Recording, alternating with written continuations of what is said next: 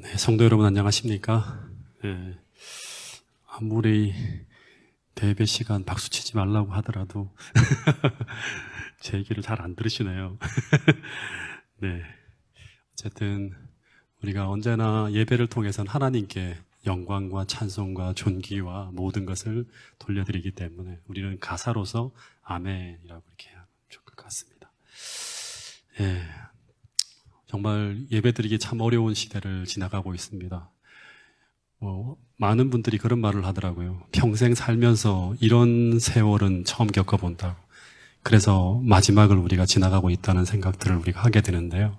이럴 때 우리는 어떻게 예배해야 되고 어떤 신앙의 모습으로 살아야 될지를 정말 고민하는 가운데 하나님 앞에 기도하며 매 순간 지나가야 될 시대를 우리가 지나가고 있습니다. 왜냐하면 이제 곧 주님께서 이 땅에 재림하셔서 우리를 데리러 오실 날이 머지 않았기 때문이라고 하는 사실입니다. 그래서 또다시 여러분들과 함께 요즘 벌어지는 일들을 보면서 이런 주제로 여러분들과 좀 말씀을 나누려고 합니다. 위선에서 예배로 더 나은 의를 추구하라.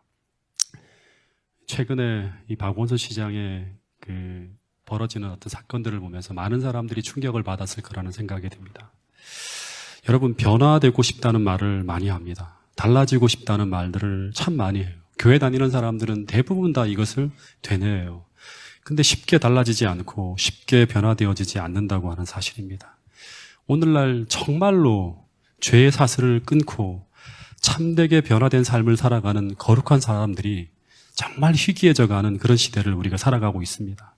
실제로 경건하고 진실하게 살아가는 듯 보이는 사람들도 실제는 가까이 가서 보면 위선인 경우가 대부분입니다. 그리고 그 위선이 폭로되어질 때 그 이미지로 살아가던 사람들과 그것이 그 사람의 참모습이라고 생각하며 바라보던 사람들이 감당할 수 없는 충격에 빠지는 게 요즘 벌어지는 여러 사건들이죠. 최근에 이 미투 운동이라는 것이 벌어지면서 진짜 이 사회에 존경받던 인사들이 그 추악한 면들이 드러나면서 찬란히 별처럼 떠오르는 그 훌륭한 사람이 순식간에 다 추락하고 있는 그런 시대를 지금 지나가고 있습니다. 예. 오래전에 정의구현 사제단이라고 하는 이 정의구현 사제단이라고 하는 그 말 자체가 뭐냐 그러면 이 천주교에서도 진짜로 진보적인 그런 단체에 소속되어 있는 그 신부들이 있는 그런 소속된 그런 단체입니다. 근데 정말 이 단체에서 인권 문제와 사회 정의를 위해 일하던 아주 훌륭한 신부로 소개되어지고 있던 한 신부가 아프리카 수단으로 이제 봉사활동을 갑니다.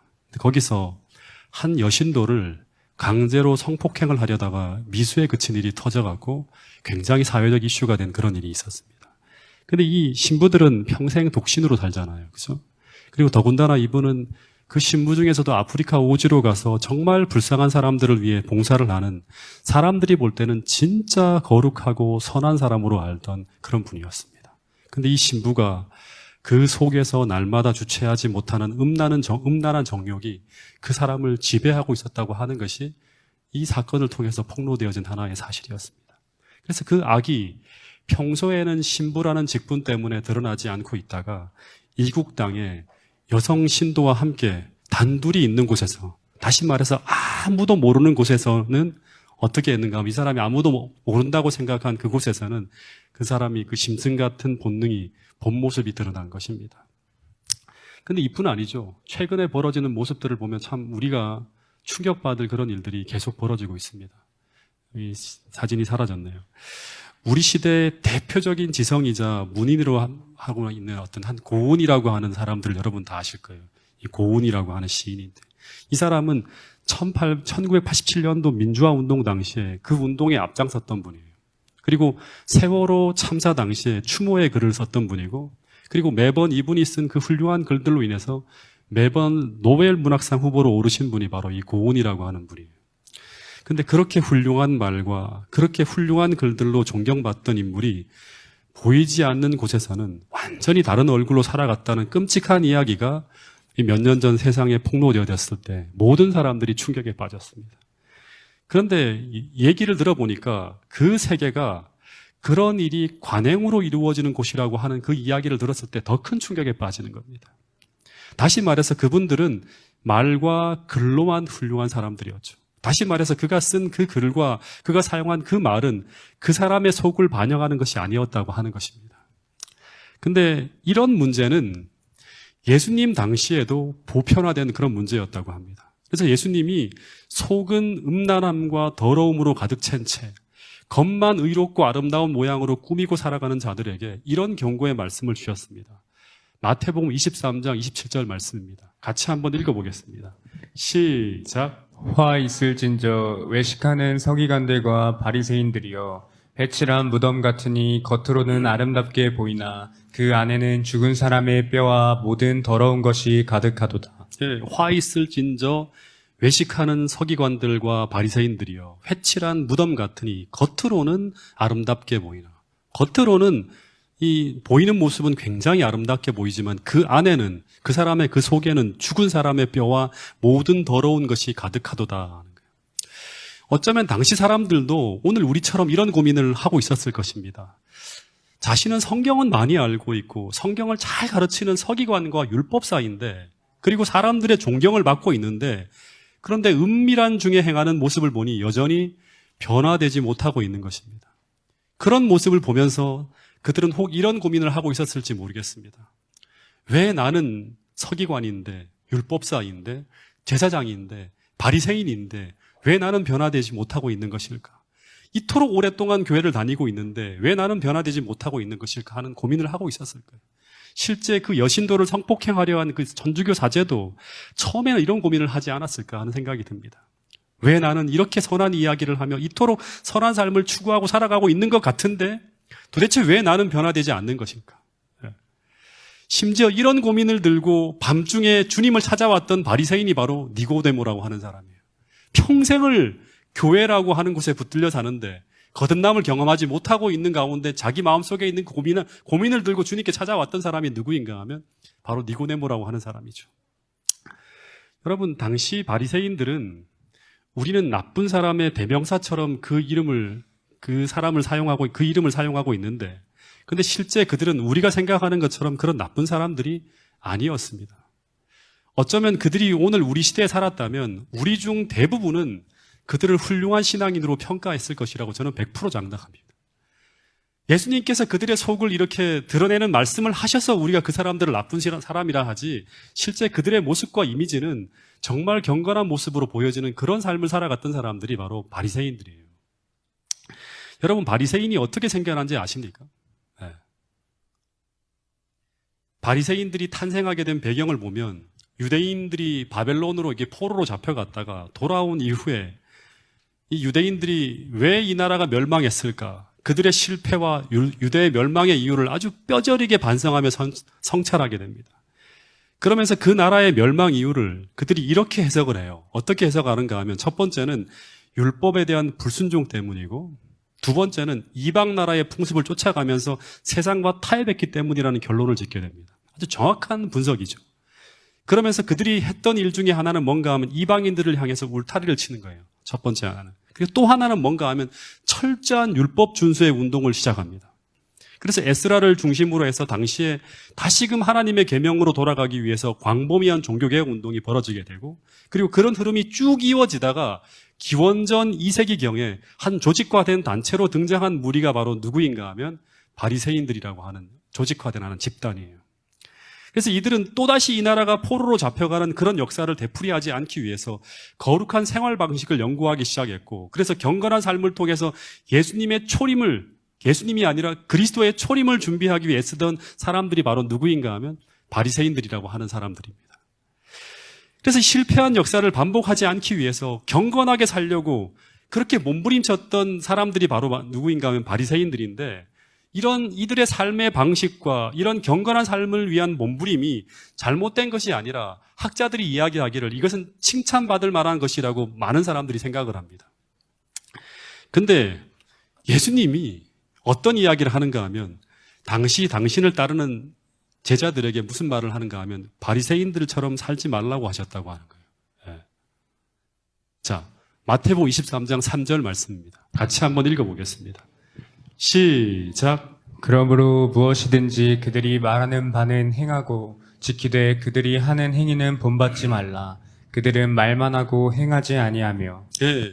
그러므로 무엇이든지 그들이 말하는 바는 행하고 지키되, 이 바리새인들이 말하고 행하는 바는 지키되 그들이 하는 행위는 본받지 말라. 그들은 어떻게 한다?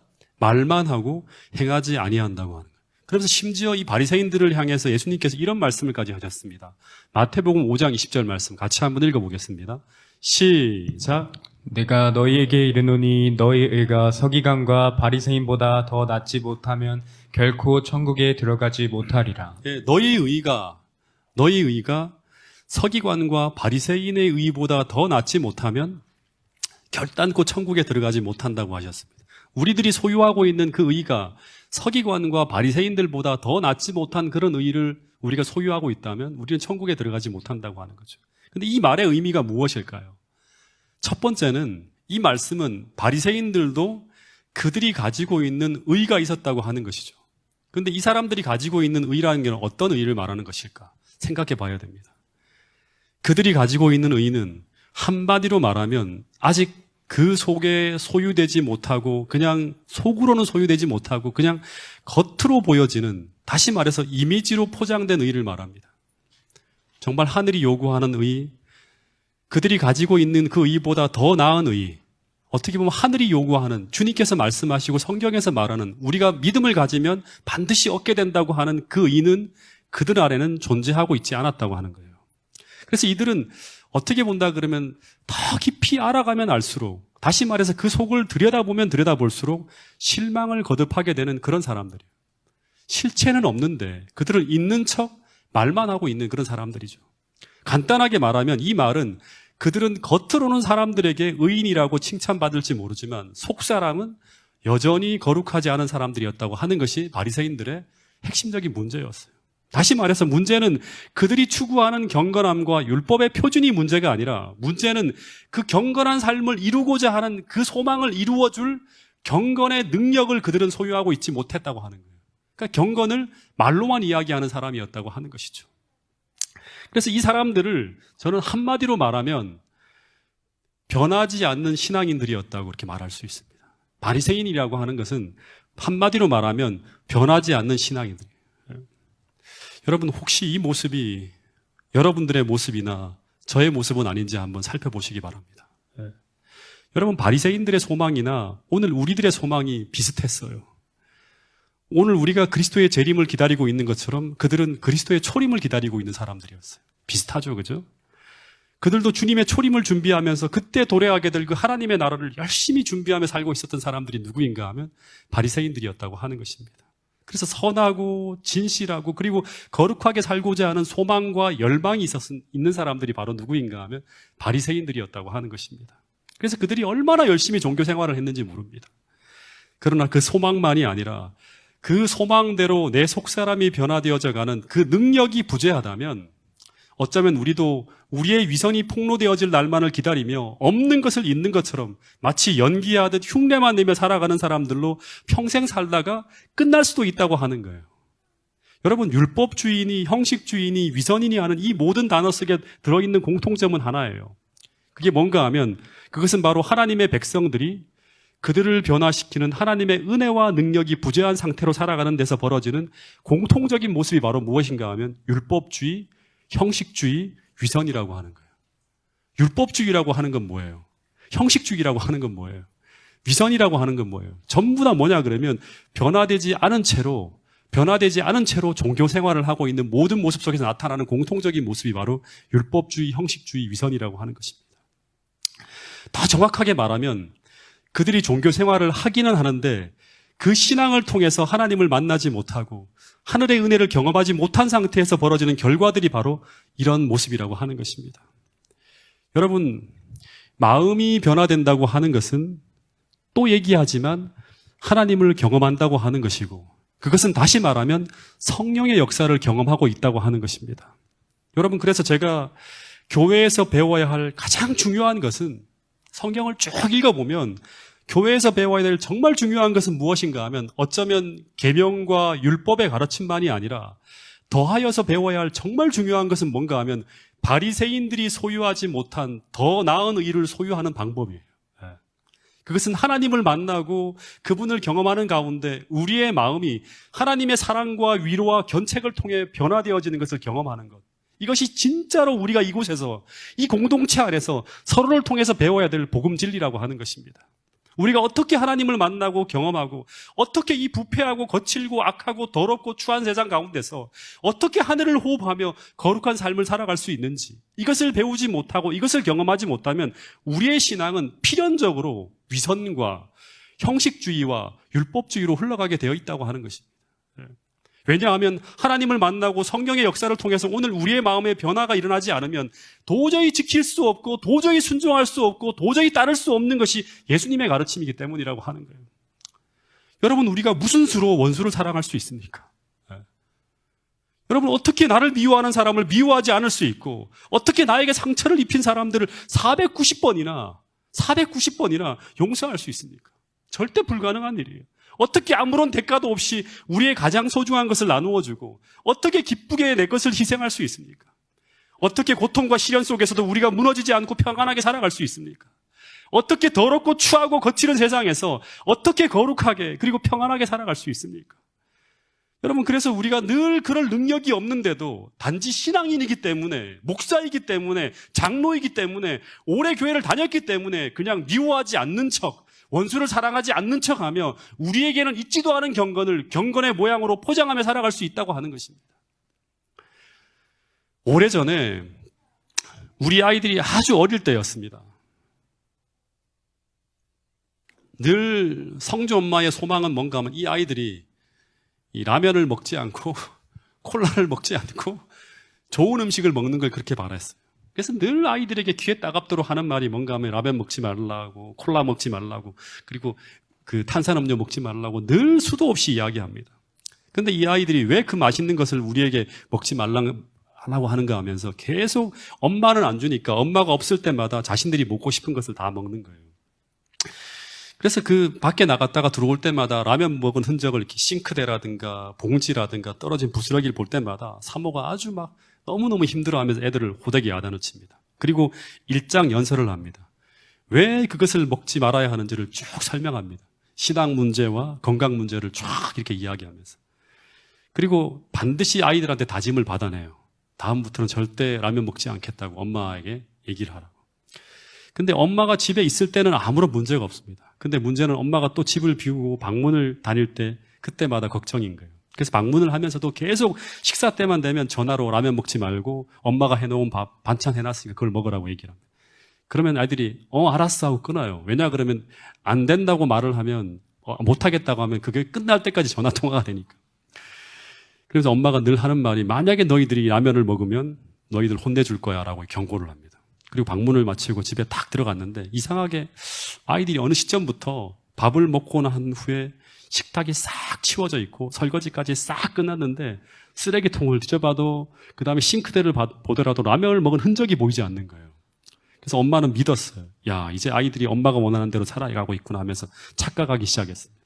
근데 어느 날 성주 엄마가 아이들 방을 눈에 보이는 곳만이 아니라 바닥이나 책상이나 침대 위만 아니라 눈에 보이지 않는 구석구석까지 손을 내며 청소를 하기 시작했는데 놀라운 것은 그 안에서 아주 놀라운 일들이 이제 벌어지기 시작해요.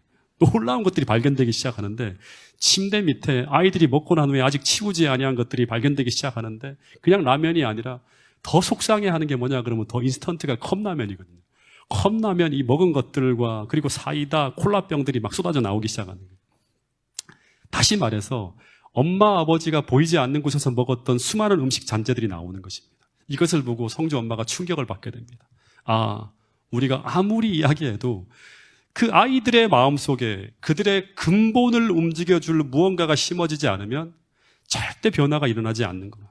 여러분, 어쩌면 이것이 바로 바리새주의와 율법주의의 모습입니다. 하나님은 다 하시는데 우리의 어두운 구석구석에서 온갖 지저분하고 정리되지 않은 쓰레기들이 가득 차 있으면서도 우리는 그것을 건들 생각은 않고 단지 포장된 겉모습과 신앙적 이미지에만 신경을 쓰고 거기에 만족하며 살아가고 있는 사람들이 오늘 나의 모습이 아닌지 한번 살펴볼 수 있게 되기를 바라겠습니다. 여러분, 사복음서를 읽어보면 당시 유대교가 타락하며 끝을 향해 나갈 때 그때 나타난 가장 보편적인 현상 중에 하나가 무엇인가 하면 이 위선이 있지도 않은데 있는 척하고 살아가는 게 위선이죠. 이 위선이 그 당시 신앙인들의 삶 속에서 보편화되어져 나타나고 있었다고 하는 거예요. 근데 이 모습은 역사를 보면 언제나 기독교가 하나님으로부터 멀어져가며 타락의 끝을 향해 나갈 때 언제나 나타나는 모습이 바로 뭔가 하면 이 겉과 속이 달라지는 위선이에요. 유대가 멸망하기 직전에 예수님 시대에도 주님께서 가장 심각하게 다룬 것이 무엇인가 하면 위선이에요. 사복음서나 주님께서 설교하신 것을 내다보면 이 산상수훈의 이야기가 거의 많은 부분이 위선에 대한 부분들을 다루어주고 있습니다. 중세 시대에도 마찬가지죠. 가톨릭이 배도의 길을 걸어갈 때 하나님으로부터 멀어지는 거예요. 그러니까 하늘로부터는 능력이 없어요. 그래서 그들은 겉모습만 거룩한 척 예식과 예전으로 거죽히 포장하면서 속의 부피를 숨기려 하는 모습이 바로 뭔가 하면 중세 시대에 나타난 모습입니다. 근데 마찬가지로 오늘날 기독교가 완전히 타락하고 무너져가고 있는 요즘 상황을 보면 이런 동일한 모습이 점차 보편화되어지고 있다고 하는 그런 사실입니다. 근데 왜 이런 모습이 나타나고 있는가? 그 이유는 또다시 이야기하지만 하나님의 백성들이 그들을 변화시키는 하나님의 은혜와 능력이 부재한 상태로 살아가기 있기 때문이라고 하는 것입니다. 그래서 이미지만으로만 만족하며 교회를 다니고 있는 사람들이 오늘날의 세태라고 하는 것입니다. 여러분, 이 말은 다시 말하면 오늘날 하나님을 참되게 만나고 경험하는 사람들이 거의 사라지고 있다고 하는 말과 거의 같은 말입니다.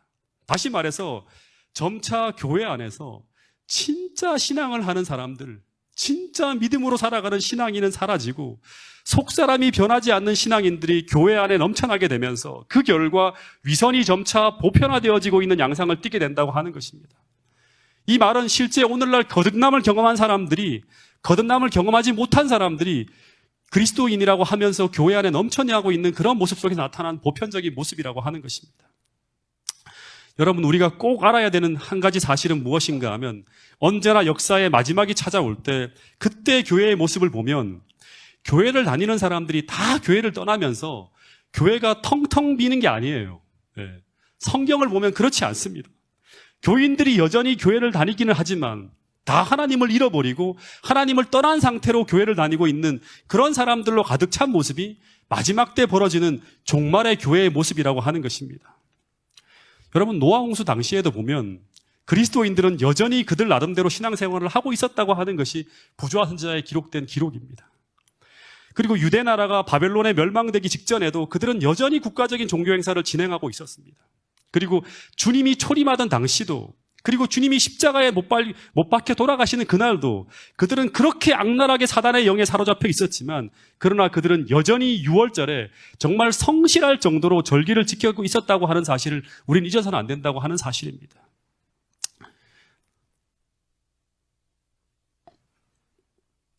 그래서 이런 관점에서 본다 그러면 오늘 우리나라의 모습을 보면 지금 대한민국의 거의 많은 곳에 이 파주만 하더라도 그렇죠. 온 세상이 다 기독교인으로 넘쳐가고 있는 그런 모습으로 교회가 세워지고 있습니다. 그런데 교회마다 다 종말적 현상이 나타나고 있다고 하는 것입니다. 그것은 바로 위선이 보편화되어지고 있고 모든 교회마다 경건의 능력을 잃어버리고 있다고 하는 사실입니다. 그러면서 뉴스라든가 매스컴을 보면 목사와 장로와 교인들의 위선이 폭로되어지는 일들이 수도 없이 벌어지고 있는 그런 시대를 오늘 우리가 지나가고 있습니다. 근데 이런 시대에 오늘 재림교회는 여자의 남은 자손이라고 하는 사명을 가지고 살아가고 있는 교회라고 하는 것입니다. 여러분, 한번 물어볼게요. 여자의 남은 자손이라고 하는 말은 어떤 말일까요? 여자의 남은 자손. 남은 자손이라고 하는 게 무슨 말이죠? 남은 교회. 쉽게 말하면 다 타락하는 가운데 타락하지 않고 남아있다고 하는 말이에요. 남은 교회라고 하는 말은. 다시 말해서 세상의 모든 교회가 믿음을 잃어버리고 타락하며 다 무너져갈 때 이 세상에 하나의 대안으로 존재하는 교회가 바로 남은 교회라고 하는 말이에요. 제가 오래전에 우리 정승권 집사랑 이제 대화를 나누다 주고받은 말이 뭔가 하면 이런 얘기를 농담처럼 주고받았어요. 세상에 교회라는 교회가 다 사라져가는 이때 교회다운 교회가 하나 정도는 있어야 하지 않겠는가 하는 그런 말을 한 적이 있습니다. 세상 사람들이 볼 때 이 교회는 정말 교회다운 교회라고 하면서 찾아올 수 있는 그런 교회, 그런 교회가 하나쯤은 이 세상에 등대처럼 존재해야 되지 않겠는가 하는 그런 얘기를 주고받았어요. 그런데 그런 이 세상에 정말 교회다운 교회가 다 사라져가는 이때 정말 교회다운 교회를 세우라는 사명을 받고 이 땅에 존재하는 교회가 바로 뭔가 하면 우리 교회예요. 제7일 안식일 예수재림교회라고 하는 말은, 남은 교회라고 하는 말은 이게 무슨 말인가 하면 교회다운 교회가 다 사라져가는 이때 정말 교회다운 교회, 성경에서 말하는 그런 교인들로 채워져 있는 그런 교회를 세우라고 하는 것이 바로 뭔가 하면 이 마지막 시대에 남은 교회에 주어진 사명이라고 하는 것입니다. 그런데 문제는 무엇인가 하면 오늘 우리의 모습이 정말 세상의 교회와 다르다고 말할 수 있는가 하는 걸 한번 살펴보는 거예요. 오늘 이곳에 진리가 있고 이곳에 거룩한 성령이 역사하고 오늘 우리는 날마다 우리를 변화시키는 그 하늘의 은혜를 우리는 이곳에서 경험하고 있다고 말할 수 있는가? 그걸 한번 생각해 봐야 돼요. 이름만 남은 교회가 아니라 진짜 이곳에 나의 속사람을 변화시키는 하나님을 내가 만나고 경험하고 있는가? 그런 사람들이 이곳에 채워져 있는가? 그것을 우리가 점검해 봐야 되지만 진짜 이 교회가 남은 교회라고 우리 말할 수 있는 거예요. 여러분, 그래서 오늘 또다시 주의 재림을 기다리는 우리들이 정말 깊이 생각해야 되는 것은 뭔가 하면 이 교회 자리를 꽉 채우는 것만이 아니라 심지어 오늘 우리가 교회를 열심히 다니는 거 있는 것만이 중요한 것이 아니라고 하는 것입니다. 오늘 우리가 이 자리에 앉아 있어도 우리의 속사람이 변화되지 않으면 우리는 하나님과 아무런 관련이 없는 사람으로 끝날 수 있다고 하는 거예요. 물론 이것은 저를 포함하는 이야기입니다. 제가 목회자이지만 그래서 정말 여러분들에게 좋은 설교를 할 수도 있지만 그러나 저의 속사람이 날마다 변화를 경험하고 있지 않으면 오늘 저는 하나님과 관계없는 상태로 이 일을 하고 있을 수도 있다고 하는 것입니다. 여러분, 제가 진짜 성경을 보면서 큰 충격을 받게 되는 게 무엇인가 하면 유다라고 하는 사람은 마지막 순간까지 그는 선하고 거룩한 일을 주님 곁에서 주님을 도와 행하고 있었던 사람이 바로 유다라고 하는 사람입니다. 그러나 그 속은 변화되지 않은 채 마지막까지도 주님을 모시지 않고 살다가 결국 그 포장된 가면이 벗겨지고 추악한 민낯이 드러나는 것이 바로 십자가 앞에서 벌어진 일이에요.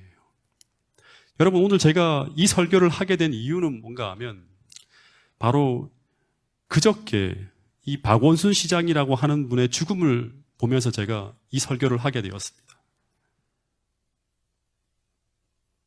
이 박원순이라고 하는 사람은 제가 대학 시절부터 정말 훌륭한 일을 하는 사람이라고 제가 알고 있었던 그런 사람이에요. 이 사람이 어떤 사람이었는가 하면 여성 인권 변호사 출신이에요. 그래서 여성들의 성희롱 사건을 이슈화하게 만든 사람이 바로 뭔가 하면 이 사람이에요. 서울대 우조교라고 하는 사람이 당시에 성희롱이라고 하는 것은 전혀 뭐 세상의 죄라고 볼 수도 없을 만큼 그 사람들에게 이슈가 안 되었는데 이 사람이 이 재판을 이끌면서 결국엔 승소하면서 이 사람의 이야기가 이슈화되어집니다. 그리고 여성 인권의 신장을 위해서 일해온 사람이에요. 그래서 늘 뭐 옛날에 권인숙이라는 사람의 성고문 사건을 이 사람이 또 소송하면서 그러면서 이슈화시키고 하면서 승소하고 하는 그런 일들이 벌어집니다. 그래서 늘 여성 친화적인 사회를 만들겠다고 공언하면서 살아가는 사람이었는데 그리고 이 사람이 참여연대 사무처장을 지내면서 늘 평등하고 공정한 세상을 만들기 위해 애쓰던 사람이 누구인가 하면 바로 이 박원순이라고 하는 사람이에요. 근데 그런 분이 스스로 목숨을 끊은 후에 그의 죽음을 유추하게 하는 기사들이 계속 올라오고 있는데 근데 그 이야기가 너무나 충격인 거예요.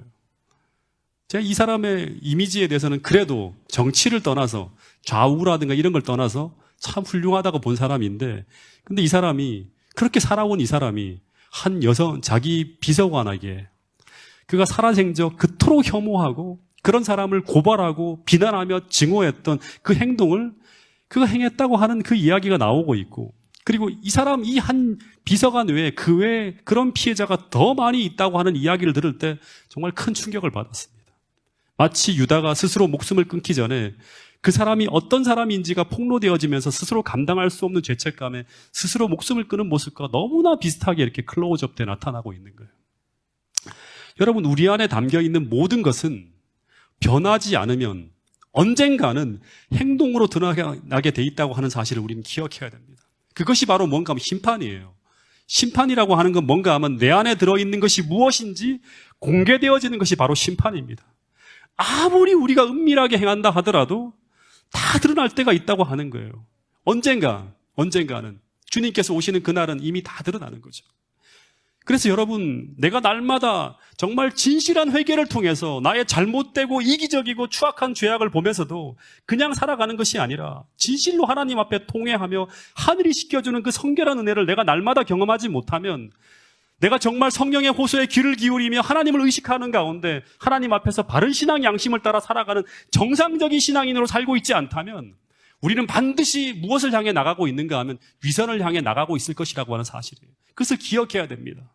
다시 말해서 나의 참모습을 가린 채 내 신앙이 다 무너져 있는데도 불구하고 전혀 나 자신을 모른 채 마치 바리새인들처럼 죽을 때까지 속은 이미 완전히 죄로 점령되어져 있음에도 남들이 칭찬하는 그 경건의 모양이라는 이미지 하나만 붙들고 끝까지 살아갈 수 있다고 하는 거예요. 그게 유다의 모습이었어요. 여러분, 그래서 이런 말씀이 있습니다. 마지막 때 벌어질 일인데요, 너희는 이것을 알라. 분명히 알으라고 하는 거예요. 말세에 고통하는 때가 이를 텐데, 마지막 시대에 고통하는 때가 이를 텐데, 사람들이 자기를 사랑하고 돈을 사랑하고 자랑하고 교만하고 비방하고 부모를 거역하며 감사하지 아니하며 거룩하지 아니하며 무정하며 원통함을 풀지 아니하고 모함하고 절제하지 못하고 사납고 선한 것을 좋아하지 아니하며 배신하며 조급하며 자만하며 쾌락을 사랑하기를 하나님 사랑하는 것보다 더하며 살아가는 사람들의 이야기가 나옵니다. 근데 이 사람들이 누구인가? 그 다음 구절을 보면 이들은 세상 사람들이 아니에요. 경건의 능력은 없고 경건의 모양만 가지고 교회를 다니는 그리스도인이라고 하는 거예요. 하나님을 사랑하는 것보다 죄악을 더 사랑하는 사람들. 근데 이런 자들이 말세에 고통하는 때가 이를 때 대부분의 신앙하는 사람들의 모습이 이런 신앙의 모습으로 나타나게 될 것이라고 경고하고 있는 말씀이 바로 디모데후서 3장에 있는 말씀이에요. 겸손한 것보다 겸손하게 보이는 것을 더 중요하게 생각하고, 사랑하는 것보다 사랑하는 척, 거룩함보다는 거룩하게 보이는 것을 더 중요하게 생각하는 시대가 바로 지금 이 시대라고 하는 거예요. 사람의 평판이 진짜 속에서 일어나는 하나님의 평가보다 더 중요한 시대가 오늘 우리가 살아가는 이 시대라고 하는 거예요. 다시 말해서 이들은 하나님을 의식하지 않는 삶을 살아가고 있는 사람들이에요. 그런 사람들로 대부분의 교회가 채워지는 때가 마지막 주님이 오시기 직전 교회의 모습이라고 하는 것입니다. 여러분, 시대의 소망을 보면 예수님의 초림 당시에도 그랬다고 이야기했죠. 근데 마태복음 6장에 보면 산상수훈의 내용을 통해서 주님은 당시 그들의 종교적 열심에도 불구하고 왜 그들이 하나님을 경험하는데 다 실패하게 되는지를 쭉 소개하는 이야기가 나옵니다. 근데 마태복음 6장 전체를 통해서 정말 중요하게 반복적으로 말씀하신 하나의 중요한 문장이 있는데, 그것을 풀어서 여러분들에게 말씀드리면 바로 하나님을 의식하라고 하는 거예요. 이 마지막 시대의 기별이 뭐죠? 하나님을 두려워하고 그에게 영광을 돌리라고 하는 거죠. 똑같은 말이에요. 하나님을 두려워하라고 하는 것은 뭔가 하면 하나님을 의식하며 행하라고 하는 거예요. 하나님을 의식하라. 더 정확하게 말하면 하나님을 의식하며 행동하라고 하는 거예요. 주님께서 마태복음 6장 1절에 이런 말씀을 하셨어요. 너희들은 사람에게 보이려고 그들 앞에서 너의 의를, 이 너의 의라고 하는 것은 너희들의 경건 생활이에요. 경건한 생활을 행하지 않도록 주의하라고 하는 거예요. 그렇지 않으면 하늘에 계신 너희 아버지께서 너희들에게 상을 주지 못한다고 하는 거예요.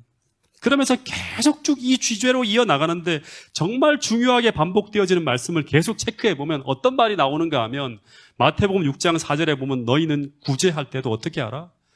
은밀하게 하라고 하고, 기도할 때도 골방에 들어가서 해야 하고, 금식할 때도 사람에게 보이지 않게 해야 된다고 하는 거예요. 근데 그렇게 해야 하는 이유가 무엇이라고 합니까? 여기 보면 반복적으로 등장하는 말씀이 그래야지만, 그렇게 해야지만 마태복음 6장 4절에 보면 전부 반복되는 이야기가 뭔가 하면 은밀한 중에 보시는 너희 아버지께서 어떻게 하신다? 갚으실 수 있기 때문이라고 하는 거예요. 마태복음 6장 4절, 6장 6절, 6장 18절 전부 반복되어지는 말씀이 뭔가 하면 너희들이 은밀하게 그 일을 해야 되는 이유가 뭔가 하면 은밀한 중에 보시는 너희 아버지께서 갚으시기 때문이라고 하는 거예요. 근데 이 말이 무슨 말인가? 그런 일을 행할 때마다, 그때마다 그 행위를 통해서 우리가 누구를 만난다? 하나님께서 갚으신다고 하는 말은 뭔가 하면 하나님을 만난다고 하는 거예요. 또 하나, 왜 이러한 경건 생활을 실천할 때 왜 은밀한 중에 보시는 하나님을 의식하면서 우리가 하나님 앞에서 행해야만 하는가? 그 이유는 바로 뭔가 하면 이 금식과 기도와 선행과 이 구제라고 하는 모든 경건한 행위가 자주 이야기하지만 우리 삶을 하나님께 드리는 예배 행위이기 때문에 그래요. 예배 행위. 여러분, 예배라고 하는 것은 하나님의 말씀이 들려올 때, 혹은 하나님의 임재를 우리가 의식하게 될 때 인간이 나타내는 반응을 우리가 예배라고 말씀을 드렸어요. 그래서 그 반응으로 우리가 하나님을 찬양하고 기도하고 회개하고 순종하며 선을 실천하는 거예요. 그죠? 하나님을 임재를 의식하기 때문에 주님께서 그렇게 하라고 말씀하시기 때문에 우리가 하나님을 의식하며 그 모든 행위를 하는 거예요. 그래서 우리가 하나님의 임재를 의식함으로 혹은 하나님의 말씀을 의식함으로 순종하는 그 모든 행위와 삶이 예배가 되는 거예요. 그리고 그 예배를 통해서 우리는 누구를 만나는가 하면 하나님을 만나고 경험하면서 우리 삶이 변화되어지는 거예요. 예. 예배를 통해서 변화되어지는 거예요. 그래서 오늘 우리가 하나님 앞에 행하며 예배한다고 하는 이 의식이 없는 자들은, 이런 의식 자체가 사라진 자들은 바리새인들처럼 100번 1000번 기도를 하고 100번 1000번 선행을 하고 100번 1000번 금식을 하고 예배를 드린다 하더라도 그들은 아벨이 경험하고 에녹이 경험하고 노아가 경험하고 아브라함이 경험하고 바울이 경험했던 그 예배 행위를 통해서 하나님을 만나는 그런 경험이 무엇인지를 전혀 모르는 거예요. 여러분, 성도라고 하는 사람들은 하나님과 예배로 언약한 자들이고, 그리고 그 언약을 통해서 성도는 무엇을 경험하는가 하면 시편 86편 2절에 보면 하나님의 은혜를 경험하는 자들이라고 하는 거예요. 다시 말해서 성도는 순종을 통해서, 기도를 통해서, 구제를 통해서 하나님을 만나고 경험하며 하나님의 은혜를 경험하면서 경건한 삶을 살아가는 사람들이 바로 누구인가 하면 참된 성도라고 하는 거예요. 근데 마태복음 6장의 이야기를 보면 주님은 바리새인들은 참된 성도가 되지 못했다고 하는데, 그런데 그 이유를 말씀하시기를 그들은 기도하면서도 금식하면서도 봉사하면서도 구제하면서도 그들은 늘 하나님을 의식하는 가운데 행하지 못했다고 하는 것입니다. 다시 말해서 그들은 기도하면서도 구제하면서도 금식하면서도 하나님 앞에서 행하지 못했다고 하는 거예요. 그들은 늘 사람에게 보이려고 행하다가 늘 은밀한 중에 보시는 하나님을 놓치게 되었다고 하는 거예요. 여러분, 교회를 나오면서도 우리는 늘 하나님을 바라봐야 되는데, 사람들은 어떤 사람 때문에 우리가 교회를 못 나온다고 하는 것은, 그것은 하나님을 의식하는 참된 신앙이 아닙니다. 여러분, 사무엘상을 보면 제가 참 충격적인 장면을 하나 보게 되는데, 교회가 다 타락했죠. 사무엘상에 보면 이 사사기 시대 끝을 지나가는 그 타이밍이었어요. 제사장도 타락했고 그 제사장의 아들들도 다 타락해서 그 교회 안에서 벌어지는 모습들이 완전히 타락으로 난무한 그런 모습이 바로 사무엘상 1장에 나오는 그런 이야기입니다.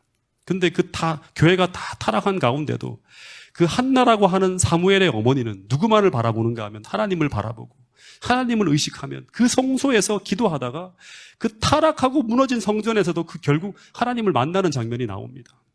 그래서 여러분, 예배할 때나 구제할 때나 기도할 때나 순종할 때나 언제나 우리는 먼저 은밀한 중에 보시는 하나님 앞에서 행하고 있다는 것을 잊지 말고, 오늘 내가 하나님 앞에서 행하고 하나님 앞에서 살아가고 있다는 이 의식이 사라지지 않는 것, 어쩌면 이것이 신앙생활의 핵심이라고 할 수 있습니다. 지금 여러분이 이 앞에 앉아 있는 것도 한 사람을 보기 위해 온 것이 아니라 여러분의 의식이 하나님을 향해 있어야 되는 거예요. 그래야지만 이 말씀을 통해서 여러분을 변화시키는 성령을 경험할 수 있고 하나님의 음성을 들을 수 있는 거예요. 사람의 소리를 아무리 들어도 우린 변화되지 않아요. 사람만 의식하기 때문에. 우리가 이 속에서도 하나님의 음성을 들어야지만 여러분들의 삶이 변화를 경험하고 결심을 하게 되고 하나님 앞에 여러분의 삶을 드릴 수 있는 그러한 신앙의 믿음으로 살아가는 첫 단계의 일들이 벌어질 수 있다고 하는 것입니다. 동작에 있을 때 어떤 한 사람이, 제가 부임한 지 얼마 안 될 때였어요. 교회가 겨울이 되면 이 창문이 자체가 이렇게 되게 얇아요. 옛날 창이라. 이중창도 아니고 호창이고 되게 얇은 유리라고 너무나 추운 거예요. 그래서 사람들이 막 우들우들 떨고 아무리 히터를 틀어도 그냥 바로바로 이제 교회가 추워지는 거예요. 그래서 어떤 한 사람이 그게 너무 안타까워서 이제 시간이 지나도 이제 뭐 교회 시설이 안 바뀌고 하니까 그리고 또 교회 커튼이 보면 되게 낡아 있었어요, 그 당시에. 그래서 조용히 저한테 와서 이 교회 커튼을 자기가 교체하는 그런 헌신을 하고 싶다고 하는 이야기를 하는 거예요. 그러면서 저한테 신신당부하는 말이, 이것은 절대로 비밀로 해달라고 하는 거예요. 지금까지도 아마 그 교회 커튼이 지금도 그 커튼인데요. 아마 누가 했는지 아무도 몰라요. 그러면서 그분이 하는 말이 뭔가 하면, 하나님과 자신 사이에서 기도하며 결정되어진 것이기 때문에 이건 정말 목사님 아무에게도 말하지 말아달라고, 누가 아무리 질문을 하더라도 얘기하지 말아달라고 하는 이야기를 했어요. 근데 이 사람이 그 일을 하면서 그 커튼을 하는 사람과 함께 와서 교회에 와서 그 규격을 제거하는데 겨울이었거든요. 지금도 막 이렇게 교회 안이 너무 추웠어요. 근데 오들오들 떨면서도 그 표정이 얼마나 밝고 얼마나 기뻐하고 얼마나 행복해 하는지 모릅니다. 그 기쁨은 저도 모르고 제 아내도 모르고 오직 그분과 하나님 사이에서 아는 기쁨이었어요. 하나님을 위해서 내가 예배하는 거거든요. 하나하나 드리는 게 다 하나님께 예배하는 거거든요. 그럴 때마다 하나님이 주시는 그 기쁨, 성령께서 역사하는 거예요. 우리가 하나님께 예배할 때마다 그 자리에 누가 임하는가 하면 성령의 바람이 부는 거예요. 하나님이 임재할 때마다.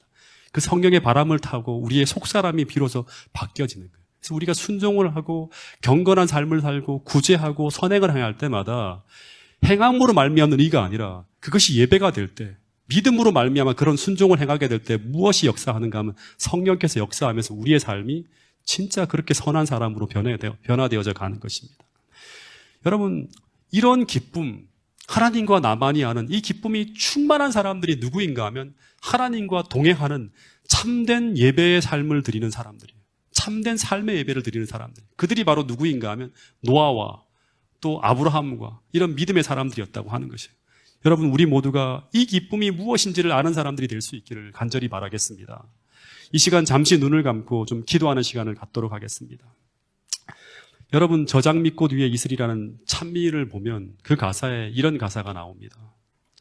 어떤 가사가 나오는가 하면 주님과 주가 나와 늘 동행하시어 나를 친구 삼으셨네 하는 그런 이야기가 나옵니다. 그리고 난 다음에 그 다음에 가사가 무엇인가 하면 주님과 내가 늘 동행하면서 주님과 내가 친구가 되었는데 근데 그 다음에 내용이 뭔가 하면 우리가 서로 받은 그 기쁨, 주님과 내가 서로 받은 그 기쁨은 아무도 모른다고 하는 거예요. 알 사람이 아무도 없다고 하는 거예요.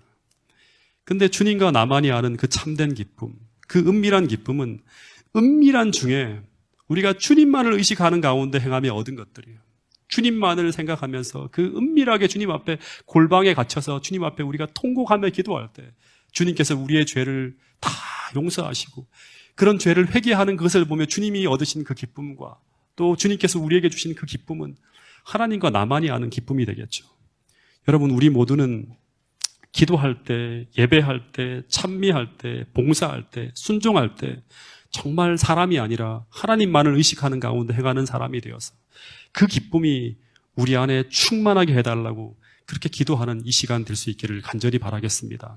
그래서 우리 모두가 사람이 아니라 꼭 하나님 앞에서 행하는 가운데 삶을 통해 예배하는 그런 참된 예배를 드리는 그런 사람으로 변화하게 해달라고 우리 모두가 함께 기도하는 시간이 될 수 있기를 간절히 바라겠습니다. 그래서 정말 겉과 속이 진실한 사람으로 변화되어져서 모든 세상의 찬란한 별들이 다 그 포장지가 벗겨지며 떨어질 때 그때 그 환란의 때 더욱 찬란히 빛나는 그런 믿음의 삶을 살아가는 사람, 우리의 속사람이 정말 주님과 일치가 되어서 주님과 동행하는 그런 사람이 되게 해달라고, 이 마지막 시대에 그런 믿음의 삶을 살게 해달라고 이 시간 간절히 기도하게 되기를 간절히 바라겠습니다. 잠시 기도하는 시간을 갖도록 하겠습니다.